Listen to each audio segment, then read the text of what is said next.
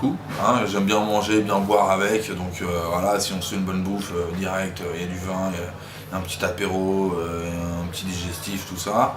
En général, ça entraîne une petite fête derrière, parce que ça te met jovial, donc tu as envie de faire la fête derrière. Essentiellement, c'est parce que je suis bien fêtard. Voilà, c'est le début du week-end, on sort du boulot, on a envie de se détendre un peu. Grosse semaine quoi. Voilà, grosse semaine, on a envie de se changer les idées.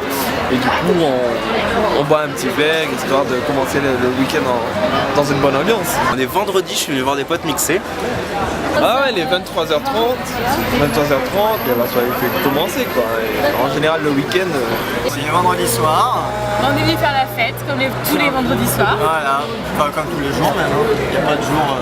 Surtout les week-ends quand même. Il n'y a pas de jour mais surtout les week-ends. Surtout le vendredi et le dimanche. Et le samedi au milieu. Je fais partie de ces gens qui fêtent un peu la tombée de la nuit. C'est-à-dire que je bois dès que le soleil se couche. De me détendre un maximum, d'oublier un peu la semaine que je viens de passer parce que ça a été vraiment chaud et de me détendre un maximum, d'essayer d'oublier cette semaine pour profiter un maximum de ce week-end. En plus il fait beau. Bien sûr que j'ai des occasions, mais souvent je me les crée les occasions. C'est-à-dire que là j'ai des potes qui mixent juste à côté, je me suis dit allez, copain qui mixe, je vais aller boire un coup quoi. On a débuté avec un petit apéro avant de venir ici et là on est en soirée et on va continuer la soirée, on ne sait pas jusqu'à quand vraiment et ensuite on va sûrement finir en before demain matin. Ah, c'est un peu comme ça qu'on fonctionne en fait, on est un peu sur le côté momentané, impulsif, on verra. On est assez dans l'impulsif. Il fait beau, il y a du soleil.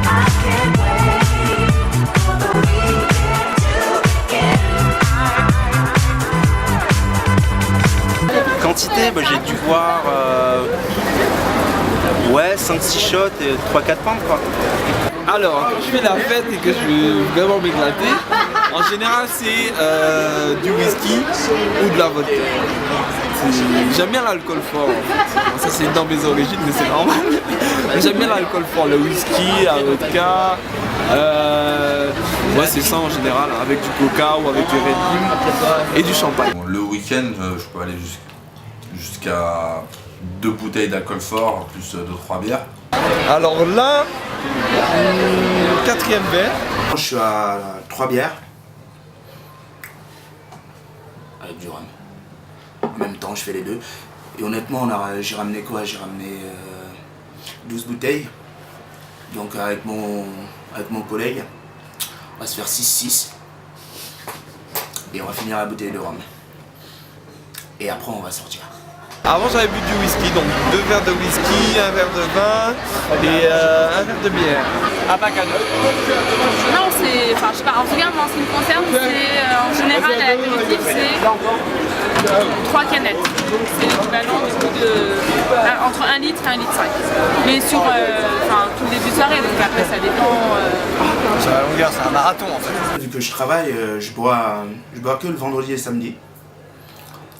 Et je bois tellement que si on met ça sur une semaine, c'est l'équivalent d'à peu près 4 à 5 bouteilles de bière par jour. Okay. On est au week-end. 4-5 bouteilles, ça c'est bien. 4-5 bouteilles. Oui, ça c'est bien. Pas tout seul, hein. Entre amis. Hein. Ça c'est bien. Ça c'est une très très bonne soirée.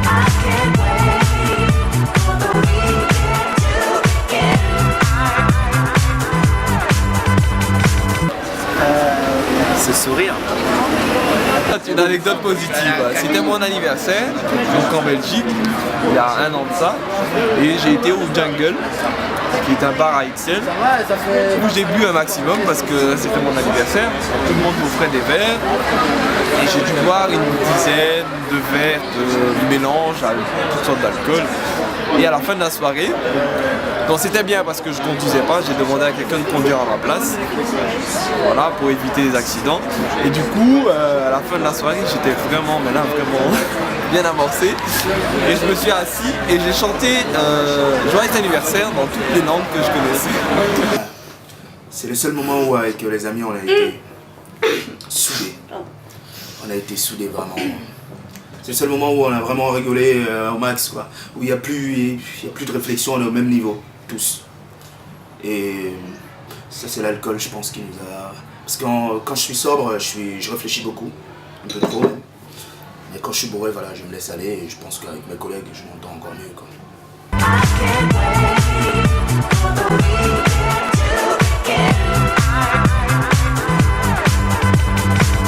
Des expériences négatives avec l'alcool, ouais, comme tout à chacun, j'en ai eu. J'ai déjà perdu mes clés, mes papiers, mon téléphone, je me suis fait casser la gueule parce que j'étais trop sous, enfin voilà, des choses comme ça.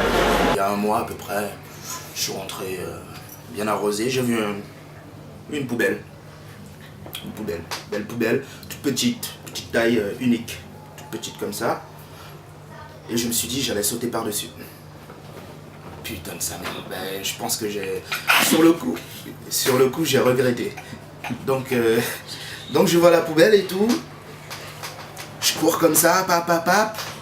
Je mets ma main, parce que je veux préciser, parce que je fais un peu de sport. Je suis boxeur amateur. Et donc je me suis dit, voilà, je vais sauter par-dessus la poubelle. Et j'ai sauté. Je pense que j'ai pas réellement sauté, je suis tombé avec la poubelle en même temps. Putain que j'ai eu mal. Et pendant 5 minutes, j'étais par terre. Avec le genou arraché de partout. Anecdote négative. Si une fois, en Guadeloupe, où on avait beaucoup bu avec des potes, on était sortis en boîte, on est rentré vers 4h du matin, et ce soir-là, en retournant chez lui, il a eu un accident. Bien heureusement, c'est lui qui conduisait ? Ouais, c'est lui qui conduisait. Bien heureusement pour nous, il n'est pas mort. Il a eu juste des blessures superficielles. Il était tout seul ou il était accompagné ? Non, il était tout seul. Le plus négatif que j'ai eu, c'est des blackouts. Ce qu'il y a de plus négatif, ça en soi, c'est quand tu bois suffisamment pour ne plus te souvenir de ce que tu as fait. Après, l'avantage que j'ai, c'est d'être entouré par beaucoup d'amis suffisamment consciencieux qui prennent soin de moi dans ce genre de situation, mais ça m'est arrivé quelques fois. Dans ce moment-là où tu te dis, heureusement que j'ai un entourage assez solide derrière moi, parce que t'es complètement pas du tout conscient de ce qui se passe autour de toi et tout peut arriver et pourtant, je pense, en tout cas, c'est une concerne, c'est très dégâts. Surtout quand t'es une fille en fait, parce qu'au final, tu peux très bien rentrer chez toi au milieu de Paris, à n'importe quelle heure, enfin, ça peut être très dangereux. Après, ça dépend de qui t'es avec, qui tu es. J'ai perdu des petites amies à cause de ça, à cause de faire la fête. Je me suis disputé avec des amis, mais vu que c'est des amis, voilà, ça se refait toujours l'amitié, quoi. Mais ouais, les trucs dont je suis le moins fier, c'est vraiment d'avoir perdu de... Ça t'a donné envie d'arrêter à un moment ? Jamais. Jamais. Jamais, parce que j'ai cette chance de faire attention, de contrôler les doses.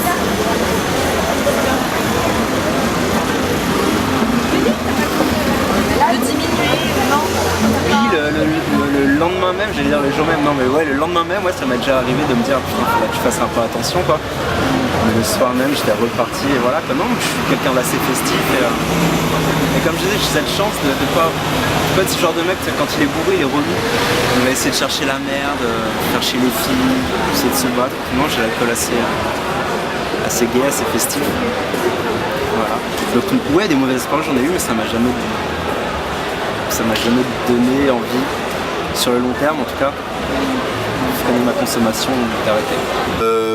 Une fois j'étais à Berlin avec des potes et en fait j'ai failli tomber dans une bouche d'égout à cause de l'alcool, quoi, parce que j'étais complètement bourré à 7h du matin en rentrant dans un autre auberge de jeunesse et j'ai vu une bouche d'égout, c'est étonnant d'ailleurs en Allemagne, mais où il manquait le couvercle il était pas là, quoi. La bouche d'égout était ouverte et j'étais complètement sous et j'ai dit à un de mes potes, bah tiens, on va faire tomber un de mes potes dedans. Donc déjà c'est pour vous dire comment j'étais con, je me rendais même pas compte du danger et j'ai fini, et tellement j'étais con et bourré, en 30 secondes j'ai oublié que cette bouche d'égout était ouverte, on a fait notre vie mais toujours dans le même coin et moi j'ai fini par moi tomber dedans et par chance il n'y a qu'une jambe qui est tombée dedans donc l'autre m'a retenu. Donc j'ai eu très mal. J'ai failli me blesser gravement, voire me tuer, parce que c'est une bouche très profonde, quoi. Ça faisait au moins 4-5 mètres de profondeur, j'aurais pu vraiment me faire très mal ou me tuer. Et voilà, donc ça c'est une bonne anecdote en fait qui montre un peu les limites et les dangers de l'alcool. Putain.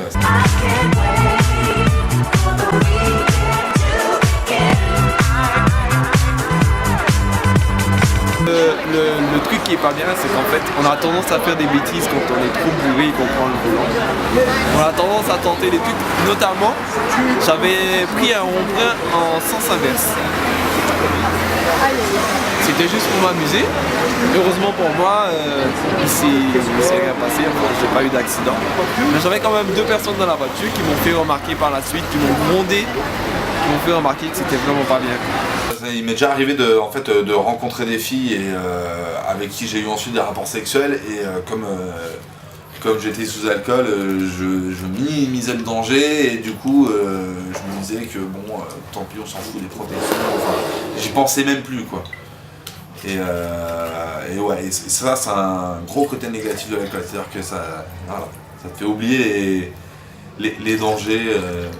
Alors qu'en plus, il suffisait juste de mettre une capote, se protéger quoi.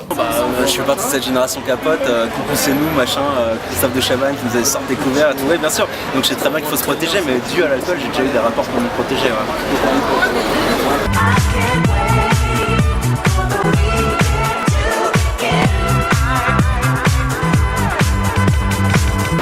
La seule vraie raison qui me ferait m'arrêter, c'est vraiment de faire du mal à mes proches ou avoir vraiment un gros problème de santé, je pense.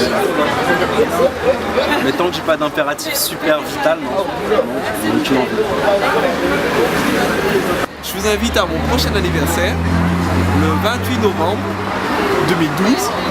On sera pas encore tous morts, parce que c'est le 31 décembre, donc on sera pas encore tous morts, vous pouvez tous venir, il y aura du champagne, des filles et de la bonne musique, ça c'est le plus important, de la bonne musique.